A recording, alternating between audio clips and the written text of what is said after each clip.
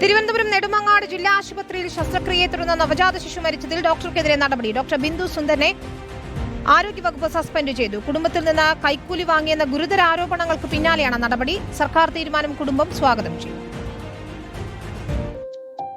2 മാസത്തിനിടെ പ്രസവ ശസ്ത്രക്രിയയിൽ ചികിത്സാ പിഴവ് ആരോപണം 2 തവണ. രണ്ടിലും പ്രതിസ്ഥാനത്ത് ഡോക്ടർ ബിന്ദു സുന്ദർ. പാലോട് സ്വദേശി നിരഞ്ജനയുടെ പ്രസവത്തെ തുടർന്ന് കുഞ്ഞു മരിച്ചതിൽ ഗുരുതര വീഴ്ചയുണ്ടായെന്നായിരുന്നു കുടുംബത്തിന്റെ ആരോപണം. പിന്നാലെ ശസ്ത്രക്രിയ നടത്തിയ ബിന്ദു സുന്ദറിന് നിർബന്ധിത അവധി നൽകി. എന്നാൽ കടുത്ത നടപടിയുണ്ടാകാതിരുന്നതോടെ കുടുംബം ആശുപത്രിയിൽ പ്രതിഷേധിച്ചു. പ്രതിഷേധങ്ങൾക്ക് പിന്നാലെ ബിന്ദുവിനെ പുനലൂർ താലൂക്ക് ആശുപത്രിയിലേക്ക് സ്ഥലം മാറ്റി. ആ നടപടിയിലും പ്രതിഷേധങ്ങൾക്ക് അയവുണ്ടായില്ല. ഡോക്ടർക്കെതിരെ കൈക്കൂലി ആരോപണം കൂടി വന്നതോടെ ഗത്യന്തരമില്ലാതെ സസ്പെൻഷൻ. വൈകി വന്ന നടപടിയെ സ്വാഗതം ചെയ്ത് കുടുംബം. ഞങ്ങൾ കുഞ്ഞു പോയി, മറ്റുള്ളവർക്കെങ്കിലും ഇത് ഉപകാരപ്പെട്ടല്ലോ എന്ന് മാത്രമേ ഉള്ളൂ.